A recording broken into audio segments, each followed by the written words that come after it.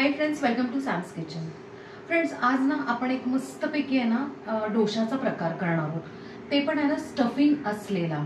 म्हणजे काय होतं की परिपूर्ण होतं, वेगळं असं काही करायची किंवा वेगळं त्याच्याबरोबर सर्व करायची गरज नाही। आणि महत्त्वाचं म्हणजे पोटभरीचं सुद्धा आहे।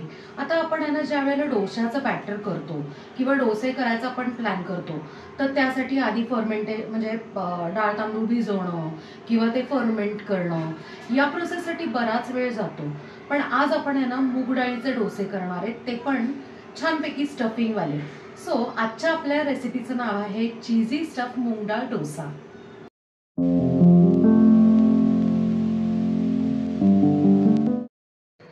चीजी स्टफ मूग डाळ डोसा करण्यासाठी आपण काय केलंय, ही जी आमटीची वाटी आहे तेवढ्या 2 वाट्या आपण आहे ना मूग डाळ छान 2 तासासाठी भिजवून घेतलीये। आता आपण काय करूया, त्याच्यातलं पाणी सगळं काढून घेऊया। आपण पाणी आहे ना काढलेलं, अगदी थोडंसं राहिलं ना समजा तरी काही प्रॉब्लेम नाहीये। आता काय करूयात, ही सगळी मूग डाळ आपण ना मोठ्या मिक्सरच्या भांड्यात काढून घेऊया। मूग डाळ मिक्सरमध्ये काढून झाल्यावर त्यात ना पाव वाटी बारीक रवा घालून घ्यायचा आहे। रव्याने आपले जे डोसे आहेत ना मस्त क्रिस्पी होतात। मोठा आल्याचा तुकडा मी त्याच्यानं 2 पीसेस करून घेतलेले आहेत। 2-3 पाकळ्या लसणाच्या, 2-3 हिरव्या मिरच्या, अर्धा चमचा हळद, पाव चमचा हिंग, 2 चमचे तेल, चवीप्रमाणे मीठ। आता हे जे मिश्रण आहे ते छान बारीक वाटून घेऊया। तुम्हाला जसं हवे तसं आहे ना पाणी तुम्ही थोडं थोडं ऍड करू शकता। मी तुम्हाला नंतर कन्सिस्टन्सी दाखवते। आपण ना मिश्रण सगळं वाटून घेतलेलं आहे। आता आपण एका भांड्यात काढून घेऊया। आपण भांड्यात मिश्रण काढून घेतलेलं आहे। रवा असल्यामुळे थोडं आपल्याला भिजवायला लागणार आहे। आपण एक ना 15 ते 20 मिनिटं झाकून बाजूला ठेवूया। आपल्याला ना स्टफिंग मध्ये घालण्यासाठी मेन आपला जो इन्ग्रेडियंट आहे चीज, ते चीज क्यूब्स लागणार आहेत। आणि इकडे आपण आहे ना कांद्याच्या रिंग्स अशा करून घेतलेल्या आहेत, त्या स्टफिंग मध्येच आपल्याला घालायच्या आहेत। आपण ज्यावेळेला डोसा करणार आहे ना त्यावेळेला एक चटणीचा स्प्रेड आहे ना तयार करणार आहे। त्यासाठी मी इकडे 4 चमचे आहे ना मेयोनीज घेतलेला आहे। आणि आपली ही जी चटणी आहे लाल चटणी, तर ती आपण मील प्रिपरेशन मध्ये दाखवलेली होती, तर त्याची लिंक मी डिस्क्रिप्शन मध्ये देते तुम्हाला। ती तुम्ही इझिली कसं आहे ना की 1 महिना स्टोर करू शकता। सो ती यावेळेला ना हेल्पफुल होईल यासाठी। आणि आता 1 चमचा मी ही चटणी ह्याच्यात टाकून घेतली। तुम्हाला जेवढं तिखट पाहिजे किंवा जेवढं कलरफुल पाहिजे तेवढं तुम्ही त्यात ऍड करू शकता, कारण तसंही आहे ना ही जी चटणी आहे ती ना अजिबात तिखट नाहीये। ही चटणी मिक्स झालेली आहे। आता इकडे जर मेयो समजा अवेलेबल नसेल तर तुम्ही नुसती आहे ना ही चटणी जरी स्प्रेड केली त्याच्यावर तरी छान लागते। आपल्याला स्टफिंगसाठी एक भाजी बनवायची, त्यासाठी ना आपल्याला अर्धा बाउल आहे ना मटार लागणार आहे।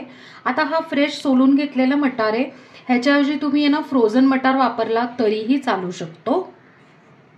त्यानंतर आपल्याला 4 उकडून घेतलेले बटाटे लागणार आहेत। हे बटाटे आपण आहे ना आता बारीक चिरून घेऊयात, त्याचे मोठे पीसेस नाही करायचे, नाहीतर काय होतं आपण ज्या वेळेला स्टफ करू ना त्यावेळेला डोसा तुटण्याची शक्यता असते, म्हणून एकदम बारीक चिरून घेऊयात आपण। आपल्याला भाजीचं स्टफिंग करण्यासाठी ना एक पॅन ठेवलाय, त्यात छोटा डाव आपण तेल घालून घेतलंय, त्यात 1 ते 1.5 चमचा आपण जिरे घालणार आहोत।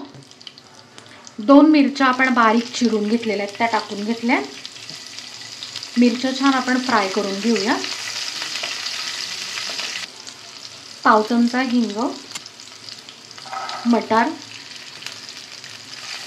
आता हा मटार आपण ह्याच्यात मिक्स करून घेऊया। आणि हा मटार आपण आहे ना सोलून घेतलेला आहे, म्हणजे फ्रेश घेतलेला आहे। सो आपल्याला 1-2 मिनिटं आहे ना शिजवावं लागणार आहे। 2 मिनिटं आपण आहे ना झाकण घालून टाकून घेऊया।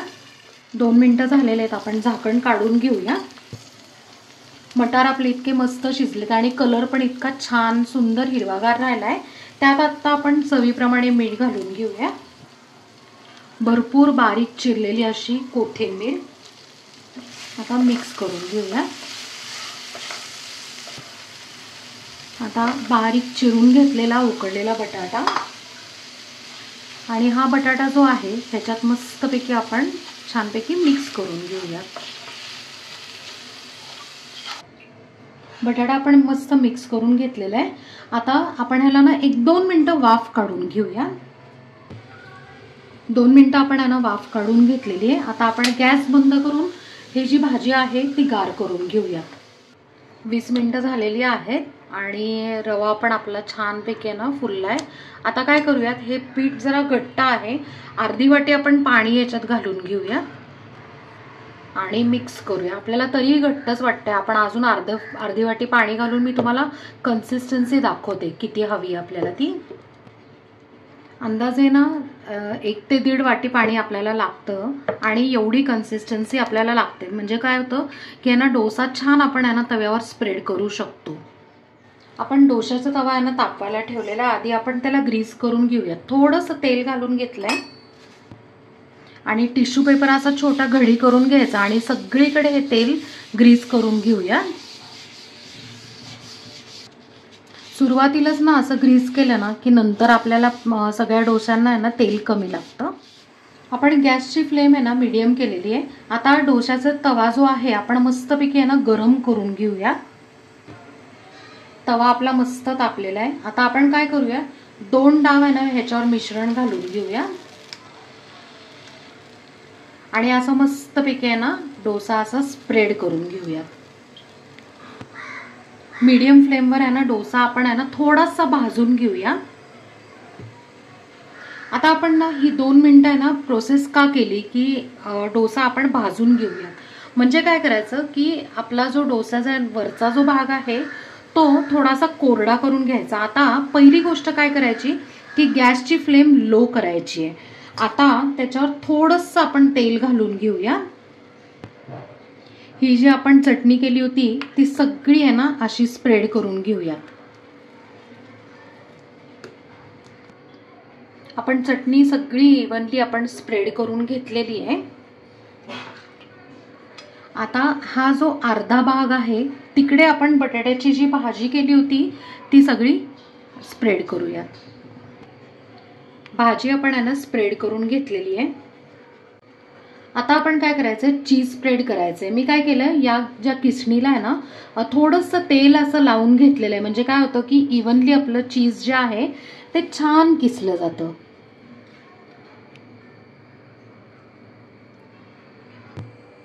आता काय करायचं, हे जे ओनियन रिंग्स आहेत ते आपण ह्याच्यावर ठेवून घेऊया. हे पण ना अर्ध्या ह्याच्यावरच आपण ठेवून घ्यायचंय.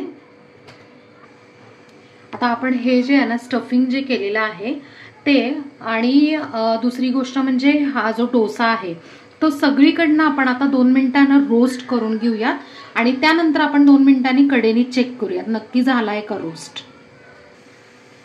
2 मिनिटं झालेले आहेत. आता आपण काय करूया, हे बघा ऑटोमॅटिकलीच आहे ना डोसा छानपैकी सुटलाय. आपण सगळीकडनं असा सोडवून घेऊया डोसा.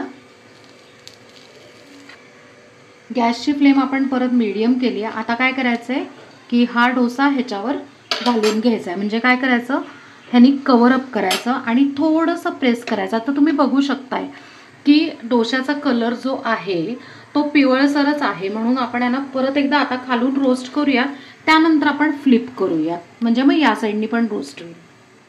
आता 2 मिनिटं झालेले आहेत. आपण काय करूयात, डोसा जो आहे हा तो आपण असा फ्लिप करून घेऊया.